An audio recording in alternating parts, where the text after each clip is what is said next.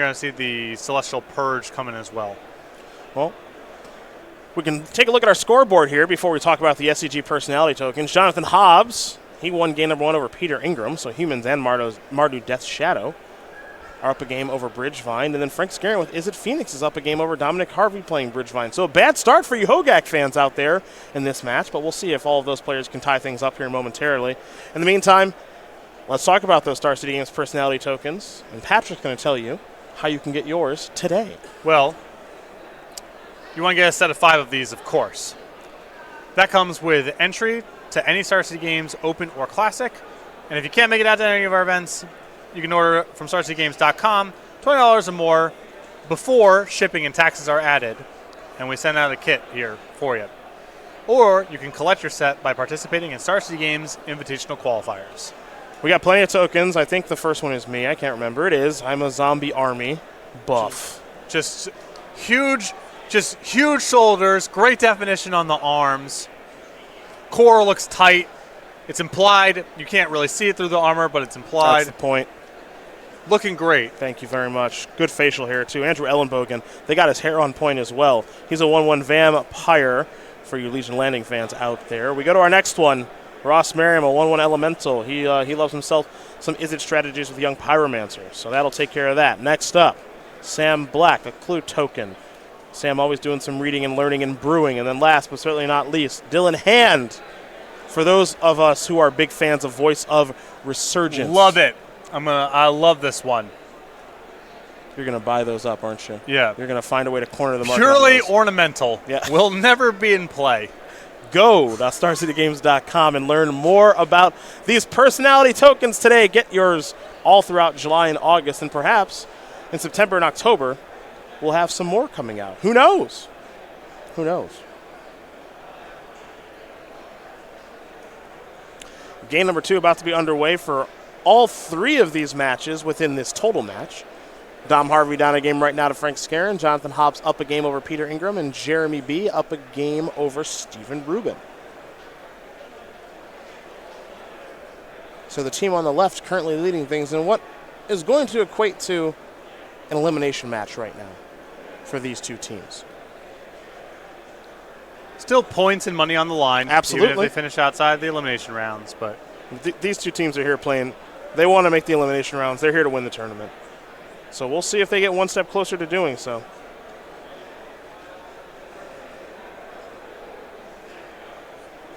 Steve again on a mulligan of 5 in the last game. We'll see if we can find a better hand this game as these players are going to lay out their 7 cards. But again, it is worth mentioning that Jeremy feels very, very confident in this matchup. It appears as though he has come very prepared for Bridgevine.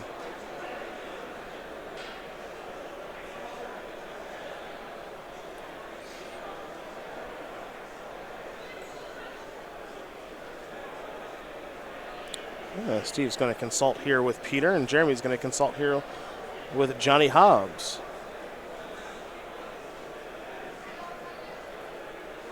Jeremy's going to send it back, and it looks like Steve will too. So while these 2 players shuffle up and get ready here for game number 2, we're going to hear a quick word from our friends over at Ultimate Guard.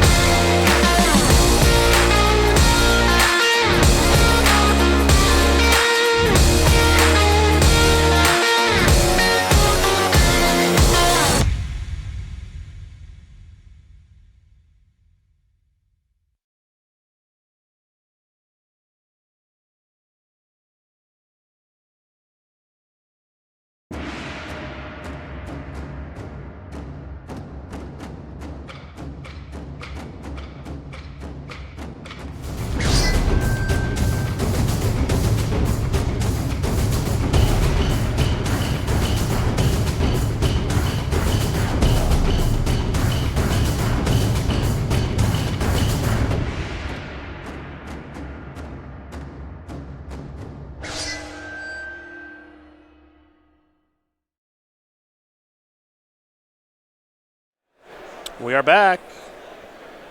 Looks like these players have figured out their hands, or certainly close to it. Steve Rubin will be on the play here. They've been given the green light to go. As a scry to the bottom here for Jeremy.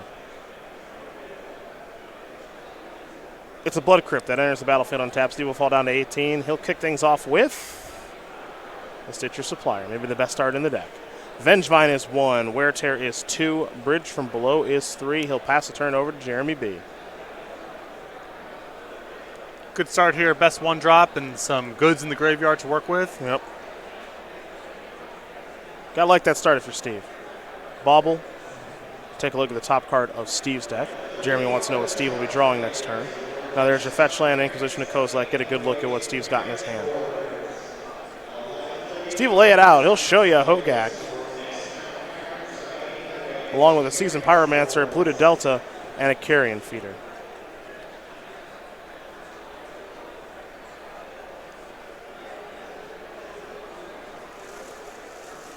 Gotta imagine you gotta take the Carrion Feeder out of this one. Think so? Well, if you draw another 1-drop, you're just off to the races. And even still, with Bridge from Below and a Stitcher Supplier on the battlefield, it seems by far the most threatening thing. Well, it is worth noting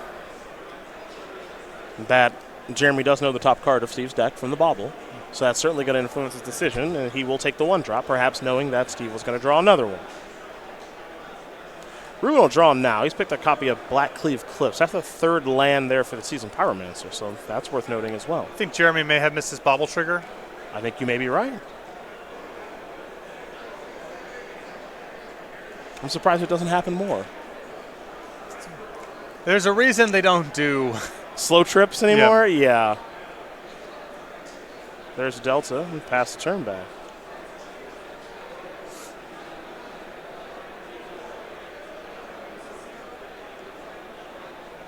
I think he just realized he missed his Bauble trigger with that head nod. So it goes. Play on. Yep. Happens to the best of us. Marsh Flats will be sacrificed.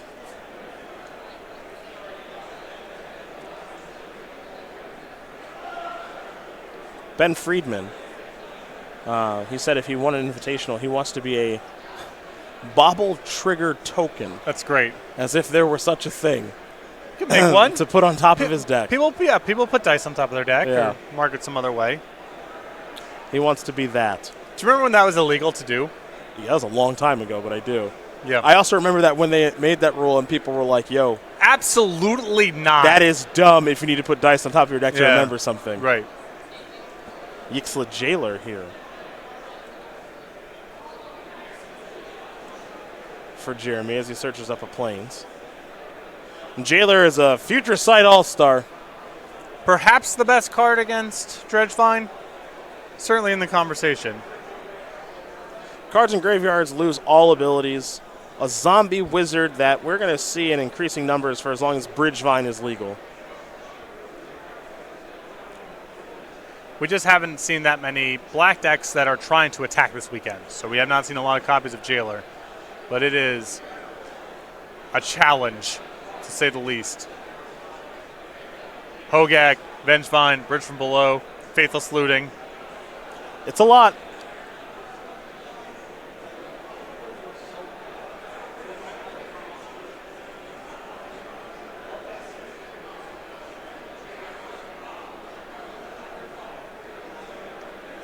Well, there's a Crypt Breaker. That's actually a pretty good card right now because that allows Steve to play Hogak. And also, that means that Jeremy's got to deal with Hogak and Crypt Breaker because both cards are good. Right. I mean, Rubin's got to play to the battlefield at this point because as long as the Jailer is out, his graveyard's not going to be a resource. Yep. And that's quite the turn. The Crypt Breaker is very good. I mean, you can actually play a normal game of Magic with that card. And Hogak is huge.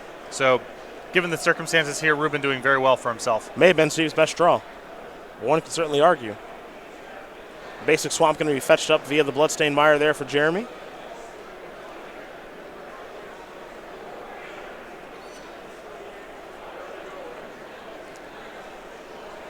This is a Plague Engineer.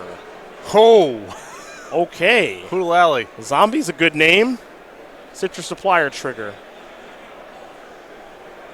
Faithless Looting among the cards that have been placed in the graveyard from the 2/2 Death Touch. As Plague Engineer enters the battlefield, choose a creature type. Creatures of the chosen type your opponent's control get -1/-1. I mean, this is really, really nice. First of all, zombies, naming that is one-sided, so it doesn't kill the jailer, but it kills Steve's zombies, and that thing has Death Touch to rumble with Hogak. Yeah, That's a perfect card right now. another new banger. Yeah. I got by this thing recently, too. Whew. Blister Coil, weird. Yeah. Out of here. That's a heck of a turn for Jeremy. He's off to a great start this game. Jailer plus Engineer is how he set this one up. Was I resentful that my opponent beat me against my 1/2 and Shocks deck with that card? Probably. Without question. Yeah, probably. But it had its moment. Yep. I think that card's real good. Yes. Really, really Well, good. I've been talking about it a lot. It'll be nice in some form or fashion once we're out from under Hogak, and I think you could actually bundle Is it Phoenix onto that as well. I think Modern Horizons is way more powerful than this sort of initial wave is suggesting because so much is crowded out. And plenty of cards have stuck. It's not like we're not seeing any of it, you know what I mean? We've seen this Mardu deck with tons of new stuff. We've seen Andrew Shrouds take on Burn, fueled by 8 Horizon lands. It's not like we haven't seen anything at all, but I think there's going to be a second wave once the graveyard decks are a little less prevalent. And Plague Engineer is another just awesome, slightly slow, slightly expensive card.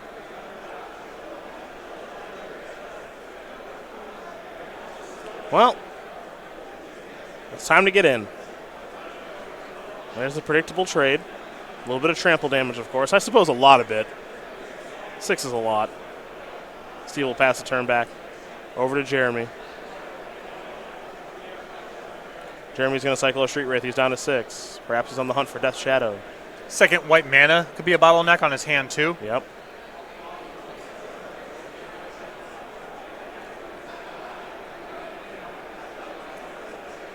All right, Dreadhorde Arcanist. In comes the Jailer.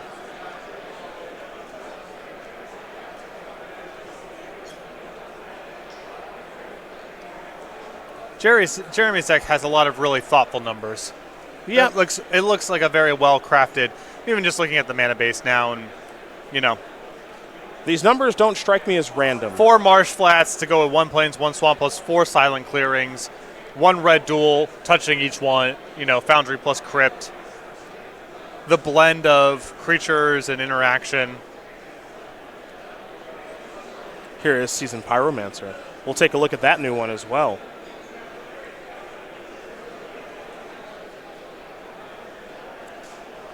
As it appears to be looking to catch Steve up a little bit here. 3 mana, 2/2. When Seasoned Pyromancer enters the battlefield, discard 2 cards, then draw 2 cards. For each non-land card discarded this way, create a 1/1 red elemental creature token. So Steve was able to make 1, drew 2 cards, and if we ever get to the exiling stage of things, that'll be cool, but the Jailer is making that a little bit difficult. New Ross Miriam token. In there. We come ready. Faithless Looting here from Jeremy. By the way, if you're wondering what the red is for in the main deck, it is just this card. Good to know. In which main deck? In Jeremy's. And the Arcanist, Arcanist. And the excuse me. Arcanist. Also yeah, Arcanist, and the yep. Arcanist. But it's a very light splash of red.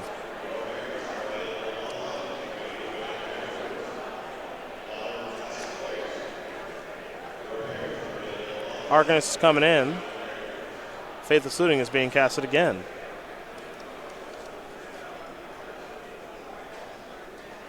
Jeremy's going to discard 2 cards.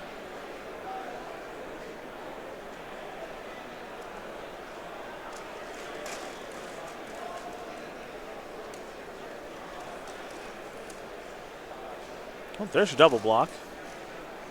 Want to make sure to get the Arcanist off the battlefield. And now here is a second Jailer. And a Bauble. I like playing the Bauble last to shrink the delta in between game actions. There you go. There it is. You got to protect yourself from yourself. That's true. Love it. Pyromancer's coming in. There's a trade. And a fast one at that. Interesting. I guess Jeremy still has to respect the possibility of Bloodghast or just other creatures kind of bugging him out here. The problem is that this could potentially give Rubin a draw to Fatal Push to unlock the graveyard. But if Jeremy's hand's very good now, who knows what he's found off the bobble, then maybe he's willing to risk it. Well, time to cycle another Street Wraith, fall down to 4. That's an Inquisition of Kozilek. Is that a push, maybe? Oh, boy. Ooh, really bad news for Jeremy. Timely Fatal Push there from Stephen Rubin. Now there, well, that's a good time for that. So back and forth we're going to go. Steve, I think, is going to flashback Faithless Looting. This should get him one step closer.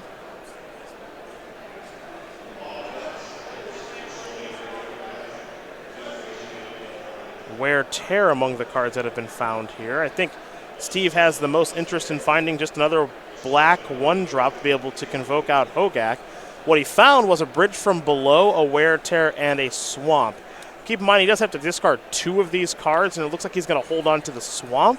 And by the way, we're seeing right now why Yixla Jailer is so sweet and why these Hogak decks get into problems a little bit post-board. Steve Rubin has brought in Wear Tear, and I'm sure it's in the sideboard because it covers just about any anti-graveyard card. You don't know what they have, but whether it's Leyline or Graphicer's Cage or whatever, you probably have it covered. Jeremy has nothing really of note to target with Wear Tear, and Jailer's the card he has to answer. Yep. This is a great attack here from Steve. There's a Bridge from Below in the graveyard, so your Gravecrawler gets to get in here. If it's unblocked, you get to deal 2 points of damage, though you do make Death Shadow a little bit angrier. If it's blocked, you make a zombie from Bridge from Below and then get to bring back the Gravecrawler. Yeah. Yep. Jeremy right now a little jammed up. Now he's got a lot of draws. Anything that can block is huge here because then he can attack and then put the burden on Rubin to have something else. Steve just going to pass the turn back. That's a Bloodstained Mire off the top. Jeremy can't attack for lethal, so now Steve gets to draw and probably make the exact same attack. He drew a copy of Crypt Breaker. Well, also keep in mind that he's drawing very heavy to land number 5 here. Well, he's already got it and had it last turn. Okay, then he's rolled up, right? Yeah. He can exile the Seasoned Pyromancer. There's the block, so he'll get a zombie.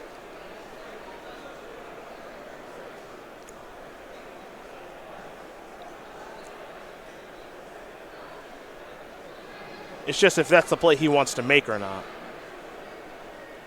Because it's not really that hard for him to cast Hogak right now.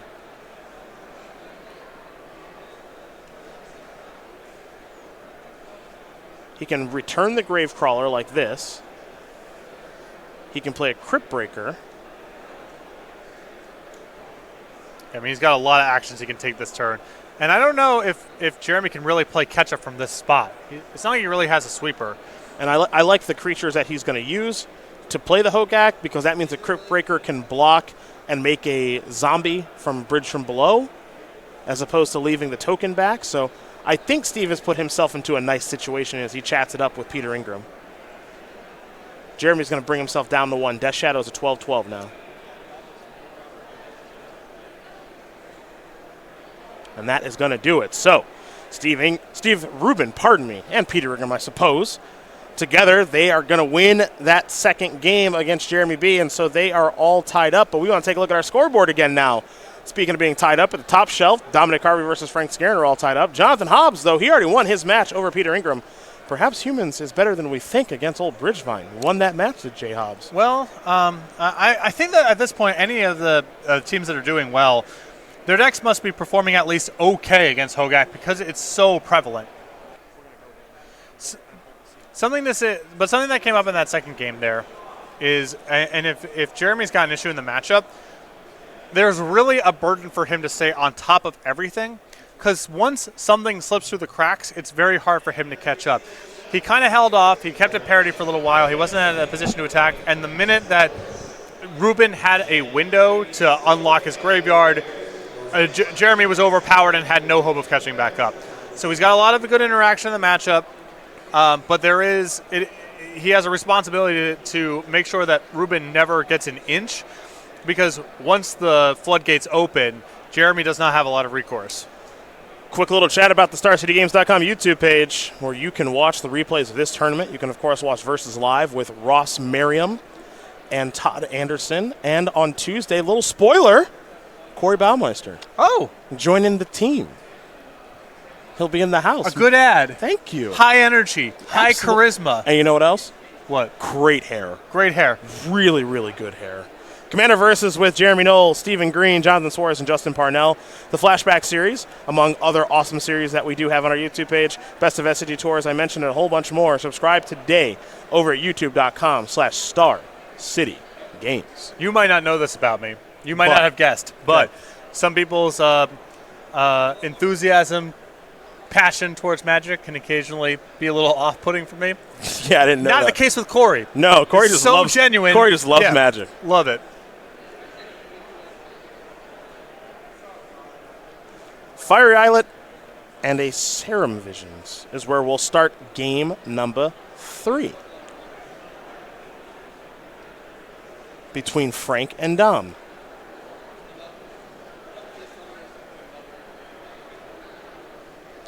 Dom will draw a card here in just a moment, I'm sure. Blackleaf Cliffs. Here's a Stitcher Supplier. We'll go back over to Frank. Dominic Harvey right now on our overall leaderboard is in 10th place in our Player of the Year race. 108 SCG Tour points throughout Season 1. He's really made a name for himself here. Here's a copy of Metamorphose.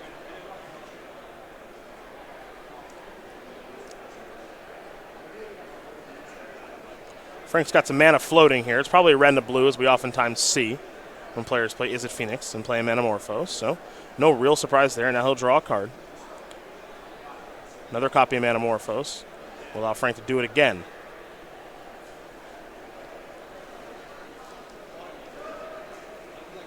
There's a copy of Thing in the Ice. One of the best cards in the matchup. 4 ice counters there. And we'll head back over to Dominic Harvey. He'll draw a card. Second turn of the game. These games don't last long with regards to the number of turns that are played, but the amount of thinking and game actions that take place each turn is quite high. Somewhat good news there for Harvey that Skarren burned through so many copies of Metamorphose setting up the Thing in the Ice. Makes it a little less likely that it can be transformed on the third turn. That's usually the card that enables it, though you have lines that involve 3 spells plus a Phyrexian mana spell as well.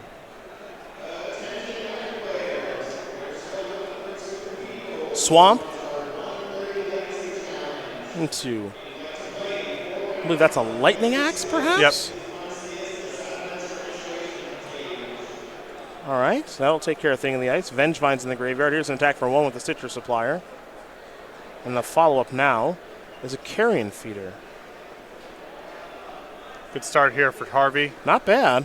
Stuff going on the battlefield, stuff going on in the graveyard, and was able to pass the first test in killing Thing in the Ice.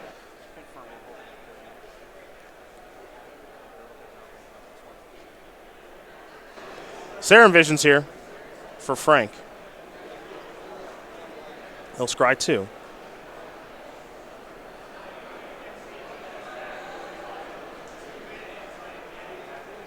Looks like both of these cards are headed to the bottom. Your classic case of a lot of manipulation of material. Yes. Not advancing the game. Just moving things around. He'll take a point of damage now. Playing with his food. Here's an opt.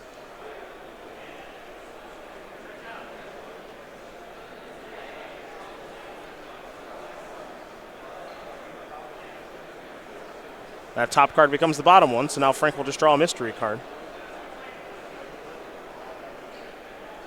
Perhaps Peter doesn't agree. Okay. And Peter's helping him set up a plan.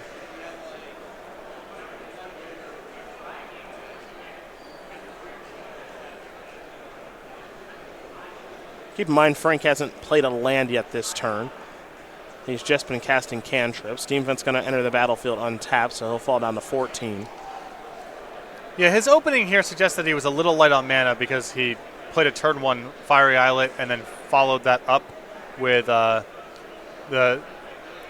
Spirewolf Canal. The Canal on the second turn. Makes some sense that he probably kept a one-lander that was the Fiery Islet. Otherwise, he would have played the other land first. Exactly. Yeah. You can deduce that information.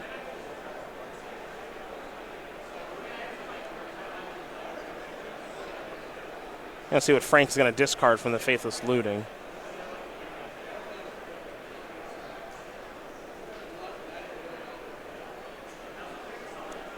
If him and Peter are thinking about it this much, I can't imagine too many Arclight Phoenixes are involved. Because one would get the opportunity to come. Wow. 2 copies of Ravenous Trap. Yep. Dom seems somewhat pleased with that. Pleased or not pleased? I mean, leftovers are probably okay. Well, they better be. Because Dom kind of gets free run on this turn. Surgical Extraction's the only card he's got to really think about. I mean, there could be another Ravenous Trap, I suppose. But you can put your opponent on very finite possibilities when they are tapped out in a spot like this.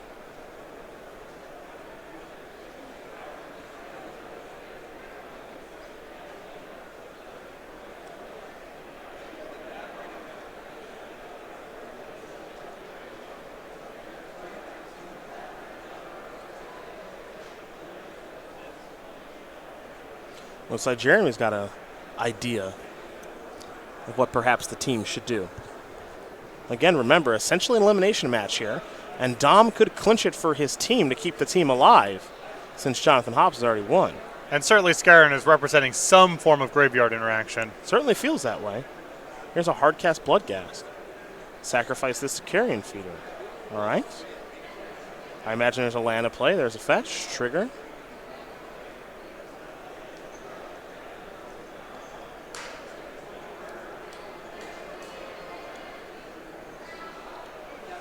All right, Frank says the fetch land's fine. That brings back Bloodghast. Now keep in mind, Bloodghast was 1 card in the graveyard. Bloodstained Mire was a 2nd card in the graveyard. So Ravenous Trap is not online at the moment. Here's a Blood Crypt entering the battlefield untapped. I think this is going to be an attempt to bring back Vengevine. It could also just be a hardcast Hogak from hand. Yeah, I mean, at this point, with those Ravenous Traps discarded, you kind of have to try to play a little bit out of the graveyard if possible, and try to put as much on the battlefield as you can. No surprise there to see a Surgical Extraction, I think, for anybody. No surprise. Looks like that's going to take care of Vengevine with Stitcher Supplier on the stack. So it looks like the Supplier is going to resolve. We'll see Dom mill a couple of cards over here in just a moment, but none of them will be the 4/3 Hasty Elemental because those are exiled.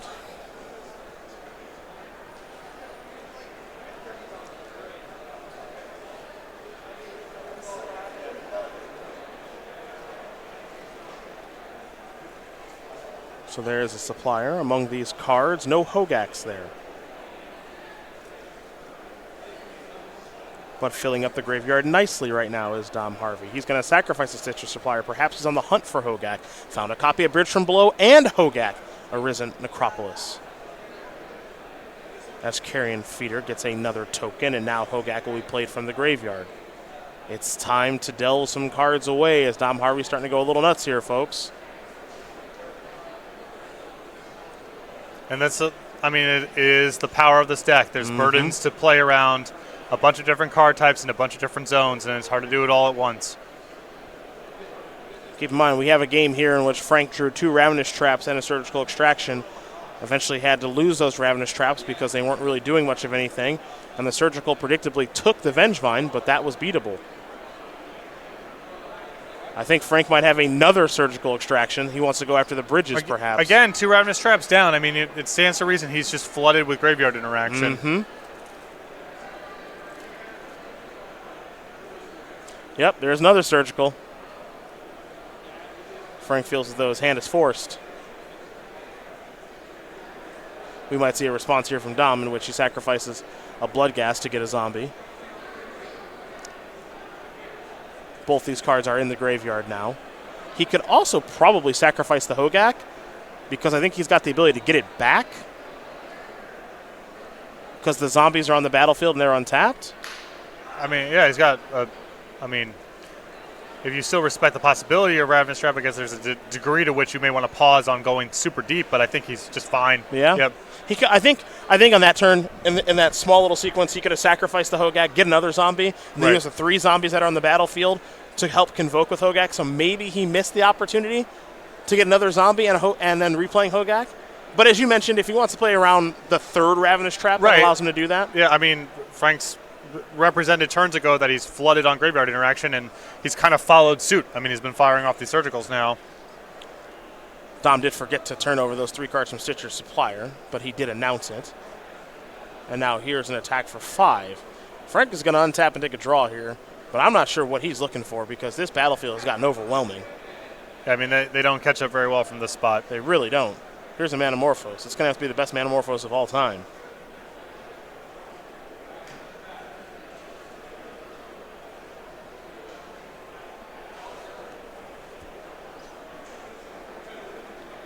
As Frank takes a look through his graveyard to see what could possibly help him here. Dominic Harvey's going to do the exact same thing. He wants to know what's going on. But is there a way for Frank to beat a 5/5 carrion feeder that can grow larger? An 8/8 trampling Avatar and Hogak and a couple of zombies? He'll start by sacrificing a Scalding Tarn. That'll bring him down to 4. That's why I think in the ice is so important. It can manage the battle. It sort of implicitly manages the graveyard because the thing that the deck does is go from graveyard to the battlefield. It also manages the battlefield. Your sideboard cards are good at managing the graveyard, but absent Thing the Ice, once the battlefield looks like this, it's really hard to catch up. Yeah, this is why this deck is so darn tough to beat, this Hogak Bridgevine deck. Being able to work itself around Graveyard Hate pretty well. Lost some of its key cards in Vengevine and Bridge from Below, and it's still doing totally fine in this game.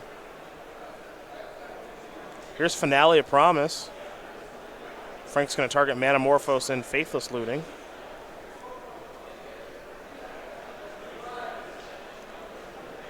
And now he'll get to draw 2 cards and discard 2 cards. A couple of Arclight Phoenixes. And Anger of the Gods is not going to do it, and that is going to do it for this game and match. Dominic Harvey, Jonathan Hobbs, and Jeremy Bertarioni are going to win this match.